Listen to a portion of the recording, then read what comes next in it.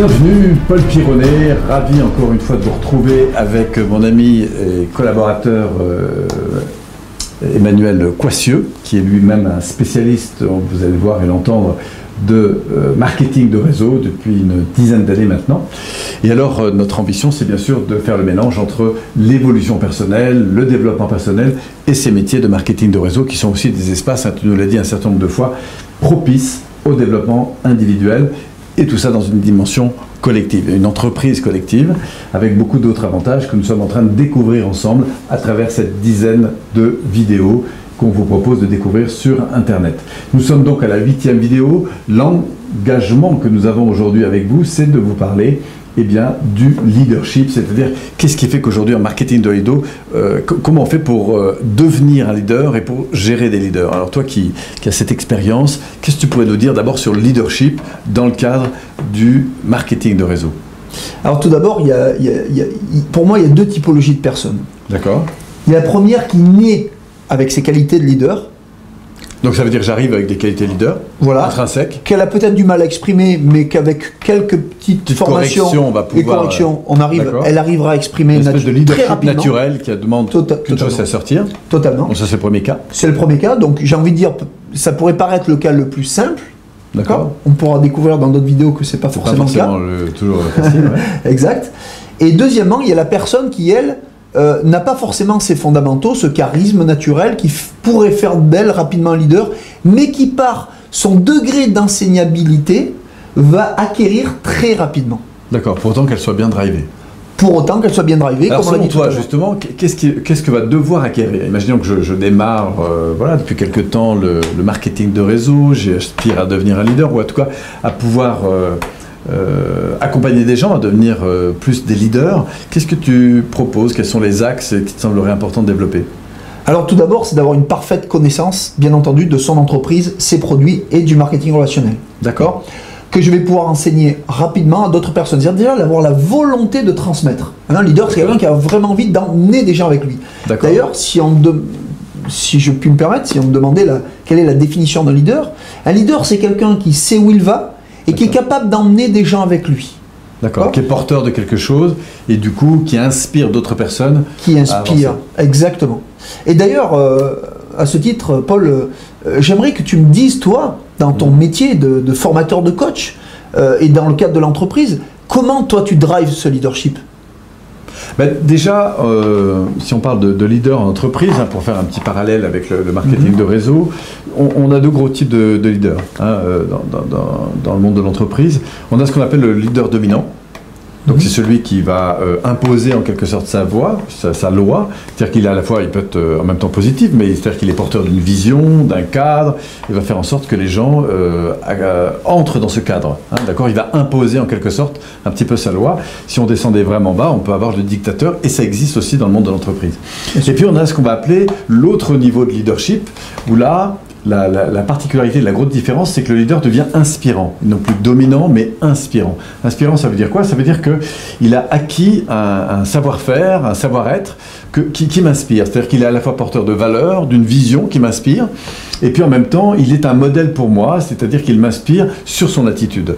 Et quand on sait que les résultats découlent de l'attitude que nous avons, et ça c'est un propos que tu as déjà avancé dans d'autres vidéos et qu'on retrouve bien sûr dans le marketing relationnel, eh bien ce leader inspirant, c'est celui qui est porteur d'une vision, ce qui veut dire qu'il ne m'impose pas les choses, mais m'invite à devenir quelque chose de plus grand.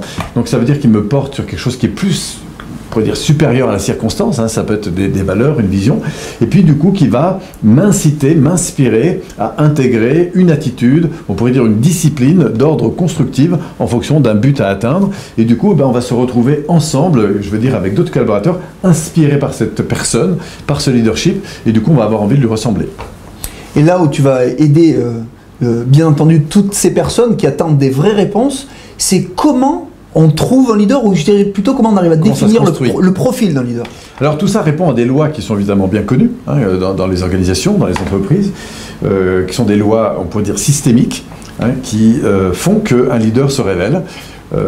Simplement parce qu'on en a un petit peu parlé, il est d'abord porteur de valeurs qui inspirent les autres.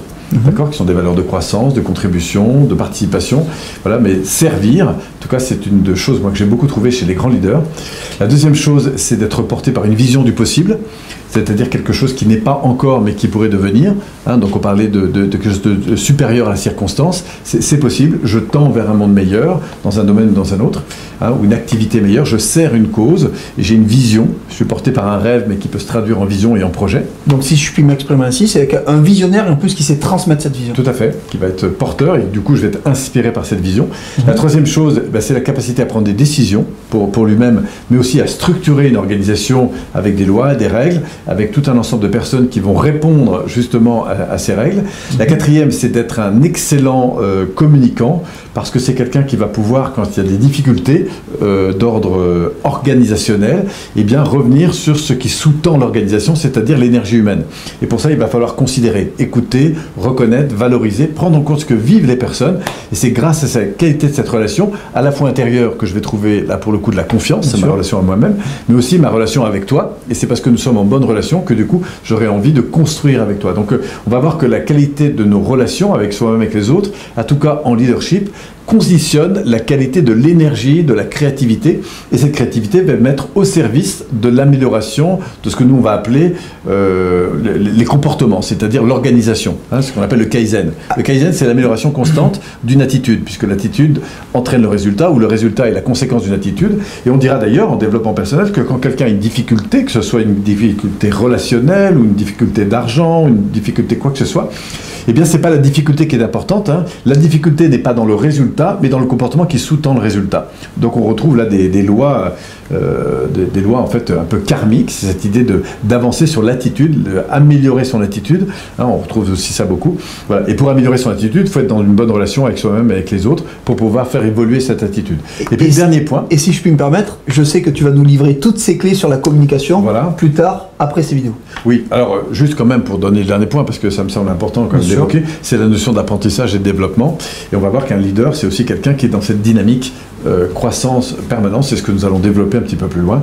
Voilà, donc on pourrait dire en quelque sorte que le leadership répond à des lois, et c'est pas pour rien que des gens sont des leaders.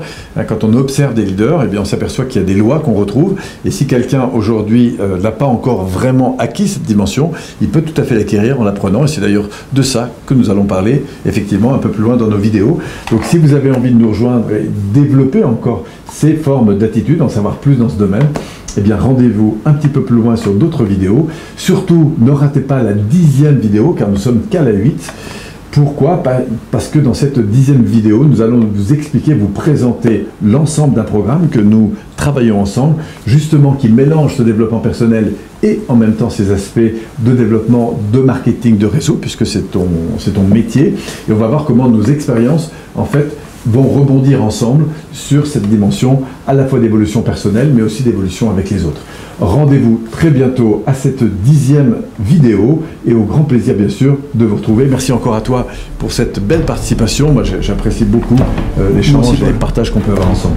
C'est une joie. Merci à vous aussi, à très bientôt, prenez soin de vous. Belles énergies à vous.